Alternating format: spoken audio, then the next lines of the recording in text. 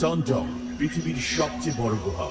এই গুহা এতটাই বড় যে এর ভিতরে একটা নিজস্ব স্বয়ংক্রিয় ইকোসিস্টেম রয়েছে। এর মধ্যে রয়েছে নিজস্ব আবহাওয়া ব্যবস্থা। সাধারণত আকাশে যে মেঘ দেখি, গুহার ভিতরে শত শত মিটার ভূগর্ভে একই মেঘ তৈরি হয়। সনডং এর ভিতরে লুকিয়ে আছে এক অবিচ্ছন্ন আদিম বন আর বিশাল এক ভূগর্ভস্থ নদী। স্বচ্ছ মাছ থেকে শুরু করে রঙিন বালক, এখানে সবই দেখতে পাওয়া যায়। এই গোপন জগতে বাস করছে 250টিরও বেশি উদ্ভিদ ও প্রাণীর প্রজাতি। সম্প্রতি এখানে 7টি নতুন প্রাণীর সন্ধান মিলেছে, যা শুধু এই গুহাতেই পাওয়া যায়। প্রায় 9 কিলোমিটার দীর্ঘ এই গুহার ভিতরে রয়েছে 38.5 মিলিয়ন ঘনমিটার জায়গা এবং এর পথঘাট এতটাই বিশাল যে এখানে 40 তলা উঁচু একটি দালান দাঁড় করানো যাবে। এই স্লাগমাইটগুলো ঠিক যেন প্রাচীন সুউচ্চ মিনারের মতো মাথা তুলে দাঁড়িয়ে আছে। এই গুহার ভিতরে হাঁটতে হাঁটতে নিজেকে ছোট কোনো কীট পতঙ্গ মনে হওয়া খুবই স্বাভাবিক। পাথর কি কখনো নিজের দিকে নড়তে পারে? সনডং এ এমনও ফাইটোক্রাস্ট পাথর রয়েছে যেগুলো অর্ধজীবন্ত জীবের মতো সূর্যের দিকে এগিয়ে চলে। বিরল প্রজাতির মুক্তা এবং আরো অনেক ইউনিক ফরমেশন এখানে পাওয়া যায়। এটা গঠন হওয়ার পর 30 লক্ষ বছর পৃথিবী এই গুহার অস্তিত্ব সম্পর্কে কিছুই জানতো না, যতদিন না পর্যন্ত এটি 2009 সালে ভিয়েতনামে পুরোপুরিভাবে আবিষ্কৃত হয়। এখন আপনারা দেখবেন পৃথিবীর সব থেকে বড় গুহা। নিরাপত্তা ও সংবেদনশীল পরিবেশ রক্ষার জন্য ভ্রমণকারীদের এখানে একক প্রবেশ নিষেধ। এই অভিযান পরিচালনা করে অক্সালাস, যা একমাত্র অনুমোদিত সংস্থা। সনডং এ পৌঁছাতে আমরা 9 ঘন্টা ধরে জঙ্গলের মধ্য দিয়ে হাঁটছি এবং এখন আমাদেরকে পৃথিবীর 3য় বৃহত্তম গুহা এন গুহার মধ্য দিয়ে যেতে হবে, যা পৃথিবীর বৃহত্তম গুহার প্রবেশদ্বার হিসেবে কাজ করে। যে কোনো সম্ভাবনার জন্য পুরোপুরিভাবে প্রস্তুত থাকা জরুরি। তাই এই যাত্রা শুরু করার আগে আমরা সানডং এবং তার আশপাশের এলাকা সম্পর্কে গভীরভাবে অনলাইনে গবেষণা করেছি, যাতে আমরা প্রয়োজনীয় সবকিছু জানতে পারি। এখন আমরা গুহার ভেতরে সমুদ্র তটের দিকে যাচ্ছি। শতাব্দীর পর শতাব্দী ধরে পার্শ্ববর্তী নদী থেকে বহমান পানি ধীরে ধীরে এই স্থানটি খোদাই করেছে। ছাদের উচ্চতা 145 মিটার এবং প্রস্থ 200 মিটার। এখানে বন্যার সময় খালি অংশে অধিকাংশই পানির নিচে তলিয়ে যায়। আপনি ওখানের বাস্কিটি দেখে এটা বুঝতে পারবেন। এখানের পানির স্তর এতটাই বাড়ে যে ওই উঁচু স্তর পর্যন্ত জিনিসপত্র ভাসিয়ে নেয়। আমাদের সামনে থাকা এই মনোমুগ্ধকর হ্রদে গোসল না করে থাকাটা সত্যি অসম্ভব ছিল। সন্ধান আমার সাথে সাথে গুহার ভিতরে পাখিদের ডাক প্রতিধ্বনিত হচ্ছে। এই গুহার নামকরণ করা হয়েছে ভিতরে থাকা সুইট পাখিদের নামে। তাদের পা দুর্বল এবং ছোট হওয়ায় তারা মাটি থেকে উঠতে পারে না। উড়ার জন্য তাদের উঁচু জায়গা থেকে লাফ দিতে হয়, আর মাটিতে পড়ে গেলে পাখিটির মৃত্যু অবধারিত। এই পাখিটির ভাগ্য খারাপ ছিল, তাই মৃত্যুবরণ করলো। সূর্যোদয়ের সঙ্গে সঙ্গে আমরা সানডংয়ে যাওয়ার জন্য প্রস্তুত। যদি আমরা এই গুহাটিকে একটি পাড়ার সাথে তুলনা করি, তাহলে সানডং তুলনামূলকভাবে একটি বিশাল শহর। এখন আমরা অন্ধকারে এগিয়ে যাব। আমি ভেবে বিস্মিত হচ্ছি সানডং এ আমাদের জন্য কি অপেক্ষা করছে। আমরা হেঁটে আগাচ্ছি আর মাটিতে থাকা পোকামাকড় লাফালাফি করছে। এখানের মাটি শত শত বছরের বাদুড়ের বৃষ্টায় ঢেকে আছে। মাথার উপরে অসংখ্য বাদুড় গভীর ঘুমে ঝুলে আছে, কিন্তু তারা বারবার আমাদের উপর বৃষ্টা ফেলছে। তাই উপরের দিকে তাকানো মোটে উচিত হবে না।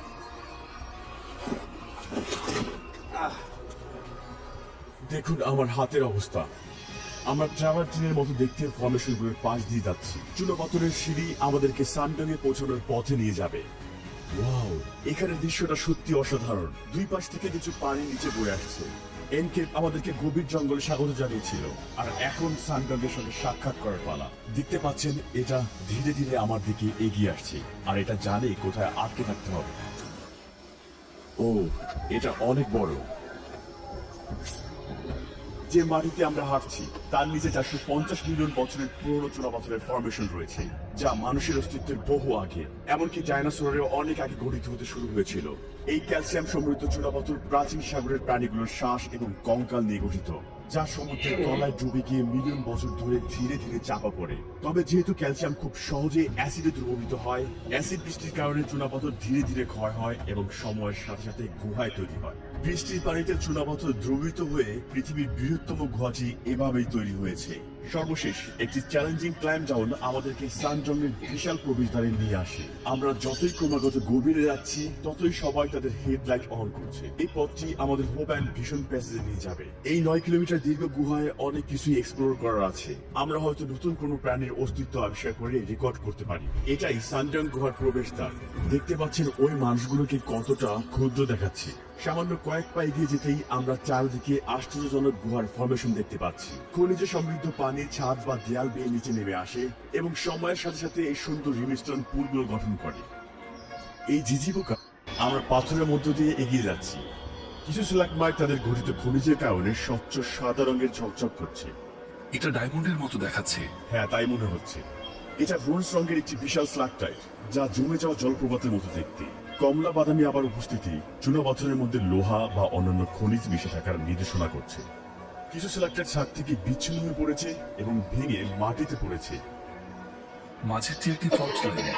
পৃথিবীর টেকটনিক গতিবিধির কারণে এটি গঠিত হয়েছে। শুধুমাত্র পানি ক্ষয়ের মাধ্যমেই সানডংয়ের এই বিশাল আকার তৈরি হয়নি, বরং টেকটনিক প্লেটগুলোর গতিবিধির কারণে তৈরি ফাটলগুলো পানি প্রবাহ করে আরো গভীরে যাওয়ার পথ তৈরি করে দিয়েছে। গুহার এই অংশে একটি বিশাল নদী রয়েছে। এখানে পড়ে গেলে সাঁতার কাটতে পারবেন না। এখানে পানির স্রোত খুব বেশি। এখানকার অনেক নদী ভারী বৃষ্টি থেকে পানি পায়, তেমন একটি বড় এবং দ্রুত স্রোতের নদী এটি। এটা এখানে কিভাবে জন্ম নিল?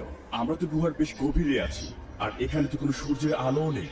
ভারী বন্যা মাটি এবং গাছের ডাল গুহার ভেতরে ভাসিয়ে নিয়ে আসতে পারে, তাই আমরা এখানে একটি অঙ্কুরিত বীজ দেখতে পাচ্ছি। দুঃখের বিষয়, সূর্যের আলো ছাড়া এটা বেশি দিন বাঁচতে পারবে না। বন্যা তার সাথে করে বীজ নিয়ে এসেছে। অন্ধকার এবং আর্দ্রতা পাওয়ায় মাশরুমগুলো এখানে জন্মেছে। ঠিক গতকালই জল এখানে পর্যন্ত উঠে এসেছিল, সঙ্গে করে অনেক কাদা বয়ে এনেছে। এখানে খুব সাম্প্রতিক বন্যা হয়েছে এবং তার ছাপও রয়েছে, এবং বন্যার চিহ্ন এখানে খুবই স্পষ্ট। আমরা এখন হোপ অ্যান্ড ভিশন প্যাসেজে পৌঁছেছি। এটা গুহার সবচেয়ে বড় অংশ। আমরা পৃথিবীর সবচেয়ে বড় স্ট্যালাগমাইটের পাশে দাঁড়িয়ে আছি। এর উচ্চতা 80 মিটার। ছাদ থেকে পানি ঝরে এই খনিজগুলোর মাটিতে জমা হতে গড়ে 8 লক্ষ বছর সময় লেগেছে, এবং ধীরে ধীরে এই বিশাল স্তম্ভকার স্ট্যালাগমাইট তৈরি হয়েছে।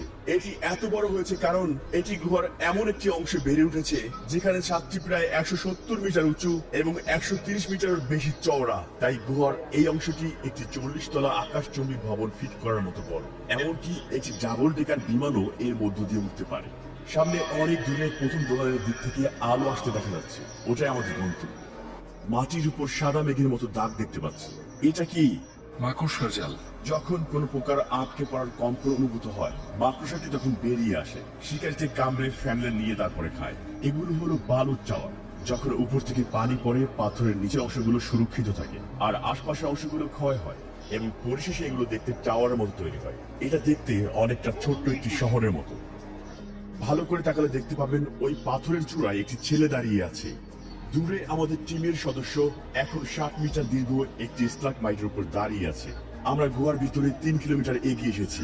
এটা আমাদের ক্যাম্পিং সাইট। কল্পনা করুন এখানে শুয়ে আপনি দৃশ্য দেখছেন। এখান থেকে আপনি আংশিকভাবে প্রথম ডোলাইন দেখতে পাবেন। এটা গুহা থেকে বের হওয়ার রাস্তা মনে হলেও আসলে তা নয়। এটি গুহাতে থাকা 2টি ডোলাইনের প্রথমটি, আর এখান থেকে জিনিসগুলো আরো অবিশ্বাস্য হতে চলেছে। গুহার বাইরের এবং ভিতরে তাপমাত্রার পার্থক্যের কারণে কুয়াশা সৃষ্টি হয়েছে। এই কুয়াশার পিছনে থাকা এলাকাটি ডাইনোসর থেকে সাবধান নামে পরিচিত।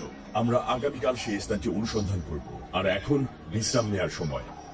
এখন আমরা 1 নম্বর ডোলানে যাচ্ছি। আশা করি আজ আমরা অনেক কিছু দেখতে চলেছি। চলুন যাওয়া যাক। আমরা প্রথম ডোলানে পৌঁছানোর জন্য সরু পথে হামাগুড়ি দিয়ে এগোচ্ছি। খুবই সরু পয়েন্ট। এই 18 সুতাগুলো হলো গুহার কেঁচুদের ফাঁদ। তারা লেজ থেকে নীল সবুজ আলো উৎপন্ন করে, যাতে উড়ন্ত পোকারা এই 18 সুতাগুলোর দিকে আকর্ষিত হয়। আর যখন পোকা আটকে পড়ে, লার্ভা তখন মুখ দিয়ে সুতাগুলো তুলে নিয়ে শিকারিটিকে খেয়ে ফেলে। এই চুনাপাথরটি দক্ষিণ পূর্ব এশিয়ার সবচেয়ে পুরাতন চুনাপাথর। এর বয়স 40 কোটি বছরেরও বেশি। কিছু সামুদ্রিক প্রাণী চুনাপাথরের অংশ হয়ে গিয়েছে, অন্যগুলো খনিজায়িত হয়ে জীবাশ্মে পরিণত হয়েছে, যেমনটা আপনি এখানে দেখতে পাচ্ছেন। পরে আমরা এই জীবাশ্মটির বিস্তারিত ব্যাখ্যায় আসবো। আমরা প্রায় পৌঁছে গেছি। সূর্য। উপর থেকে পানির ফোঁটাগুলো মাটিতে পড়তে প্রায় 20 সেকেন্ডের মতো সময় নিচ্ছে। এই দেয়ালটির উচ্চতা কত? এটা প্রায় 140 মিটার উঁচু। এখানের সবকিছুই বিশাল।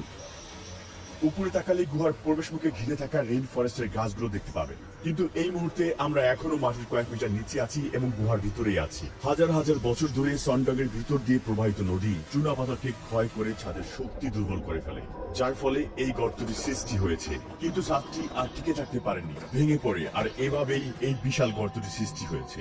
আলো এই শৈবাল এবং মশগুলোকে প্রাণ দিয়েছে। দুপুরে আমরা 2 নম্বর ডোলাইনে যাব। সেটা অনেক আলাদা। আপনারা সেখানে আসল বন্য প্রকৃতি দেখতে পাবেন। কিন্তু তার আগে চলুন এখানে থাকা শেষ 2টি অবিশ্বাস্য ফরমেশনের প্রথমটি দেখে নিই। এটি একটি স্ট্যালাগমাইট। কিন্তু এটি ভিন্ন ধরনের। এটির অনন্য স্থায়িত আকারটি ঝর্ণার কারণে সৃষ্টি হয়েছে। এগুলো ফাইটোক্যাস্ট ফর্মেশন। এগুলো বিরল চুনাপাথরের ফর্মেশন, যা ক্যালসিয়াম কার্বনেটের সাথে শৈবাল, মশ এবং অণুজীবের বৃদ্ধির ফলে তৈরি। যেহেতু জৈবিক এবং ভৌতিক উভয় প্রক্রিয়ায় এগুলো গঠন করে, তাই এগুলোকে মনে হয় আংশিক জীবিত এবং আংশিকভাবে মৃত। এখানে আপনারা দেখতে পাবেন ফাইটোক্যাস্ট গঠনগুলো সূর্যের দিকে বেড়ে উঠেছে, যেন গুহা থেকে একটি হাত বাড়ানো হয়েছে। অন্ধকারে 1 কিলোমিটার উপর নিচ উঠতে উঠতে অবশেষে আমরা গন্তব্যে পৌঁছেছি। এটি দ্বিতীয় ডোলাইন, যা প্রথমটির তুলনায় অনেক বড়। এটা অবিশ্বাস্য সুন্দর। হঠাৎ করে যেন আমরা গুহার ভিতরে একটি বনের মধ্যে চলে এসেছি। এখানে দেখুন কত ঘন। এই অংশে গুহার ছাদ দুটি প্রধান ফল্টের সংযোগস্থলে ধসে পড়ে, ফলে বৃষ্টির উপর 252 মিটার উচ্চতার একটি ডোলাইন গঠিত হয়। ধসে পড়া গুহার ছাদের ফলে সূর্যের আলো প্রভাবিত হয়, যা একটি সম্পূর্ণ নতুন ইকোসিস্টেমের জন্ম দিয়েছে। চরম পরিবেশেও গাছপালা আর প্রাণীরা লড়াই করে টিকে আছে এবং এই জায়গাটিকে বদলে দিয়েছে এক অসাধারণ ভূগর্ভস্থ রেইন ফরেস্টে। আমরা যতই আলোর দিকে এগিয়ে যাচ্ছি, ক্রমাগত ততই বেশি উচ্চতার গাছ দেখতে পাচ্ছি। এখানকার মাটি এটিকে রেইন ফরেস্টে পরিণত করার জন্য আদর্শ উপাদান দ্বারা গঠিত। এটি মিলিয়ন মিলিয়ন বছর ধরে জমেছে এবং অত্যন্ত উর্বর। এখানকার মাটি গভীর এবং ছোট ছোট গর্তে ভর্তি। প্রতিটি গর্তে একটি করে পোকা রয়েছে। পোকাগুলো এসব গর্তে শিকার ধরার জন্য ফাঁদ তৈরি করেছে। এই জঙ্গলটি বিশাল। জীববিজ্ঞানীরা এই অঞ্চলে 200-টির অধিক গাছের প্রজাতি এবং প্রায় 60-টিরও অধিক প্রাণী খুঁজে পেয়েছেন। গাছে কিছু বানর রয়েছে। এটি হয়তো একমাত্র গুহা যেখানে বানর বাস করে। সাধারণত প্রাইমেটগুলো তাদের আবাসস্থল হিসেবে গাছকে পছন্দ করে এবং গুহার পরিবেশ তাদের জন্য উপযুক্ত নয়। তবে এই অসাধারণ গুহাটি কিছু প্রজাতির জন্য নতুন বাসস্থান হিসেবে পরিণত হয়েছে। আমরা একটা সেন্টিপিড দেখতে পেলাম। এছাড়া এই বনে সাপও বাস করে। সত্যি এই বনের শব্দগুলো প্রশান্তিদায়ক।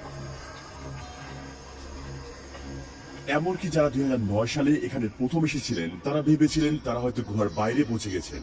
মনে রাখবেন, আমরা এখনো গুহার মধ্যে আছি। এটি নিজস্ব রেইন ফরেস্ট রয়েছে। উপর থেকে আসা সূর্যালোকের দিকে পৌঁছানোর জন্য সব গাছগুলো সরু কিন্তু লম্বা হয়ে ওঠে। এই কারণে গাছগুলো সাধারণত সরু হয়ে থাকে, কিন্তু তাদের প্রস্থের তুলনায় খুবই লম্বা। কিছু গাছ 40 থেকে 50 মিটার পর্যন্ত উচ্চতায় পৌঁছায়, কারণ গাছগুলো তাদের উচ্চতা বাড়িয়ে সর্বোচ্চ সূর্যালোক শোষণের চেষ্টা করে।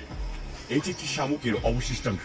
বানর এই শামুকগুলো ধরার পর পাথরের সাহায্যে ভাঙে, তারপরে খেয়ে ফেলে। গুহার ভিতরে যেতে যেতে আমরা দেখতে পাই রেড শাইক বানরের রেখে যাওয়া নানা চিহ্ন। দেখুন এখানে কতগুলো শামুক। এই শামুকগুলোর বেশিরভাগই ভাঙা, যা সম্ভবত বানর খেয়েছে। আমরা গুহার এতটাই ভিতরে আছি যে প্রায় ভুলে গিয়েছি আমরা গুহার ভিতরে আছি। এখানেই আজ রাতে আমরা ক্যাম্প করব। গুহায় আজ আমাদের চতুর্থ এবং শেষ দিন, আর আজ আমরা একটি কাদাযুক্ত পথ অতিক্রম করে ভিয়েতনামের সেই গ্রেট ওয়ালে পৌঁছাবো। এখানে স্ট্যালাগমাইটগুলো বেশ আকর্ষণীয় দেখাচ্ছে, মনে হচ্ছে কোনো ভাস্কর্যের কাজ। এই স্তম্ভটির চারপাশে একটি পূর্ণ জলাশয় রয়েছে, আর সেখানে মাছেরা সাঁতার কাটে। এই মাছগুলোর কোনো চোখ নেই, কারণ তারা সম্পূর্ণ অন্ধকারে বাঁচতে অভ্যস্ত হয়েছে এবং সময়ের সাথে সাথে ইন্দ্রিয়গুলো আরো শক্তিশালী হয়েছে। দেখুন, এটা আমার হাতের ছায়া বা গতি দেখেও কোনো প্রতিক্রিয়া দেখাচ্ছে না। এটা কিছুই দেখতে পায় না। মাছের মতো এই পোকাগুলো সম্পূর্ণ অন্ধ। এটা আমাকে দেখতে পাচ্ছে না।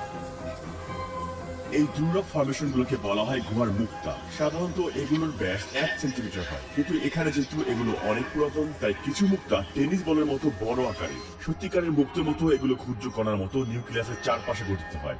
যেমন বালি কণা, এবং সময়ের সঙ্গে সঙ্গে খনিজের স্তর ধীরে ধীরে গঠিত হয় এবং সম্পূর্ণরূপে গঠিত হতে কয়েকশো বছর সময় লাগে।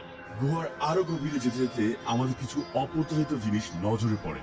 এগুলো হরিণের হাড়, অনুমান করা হয় যা প্রায় 500 বছরের পুরনো। সর্বশেষ চ্যালেঞ্জ আমাদের সামনে অপেক্ষা করছে।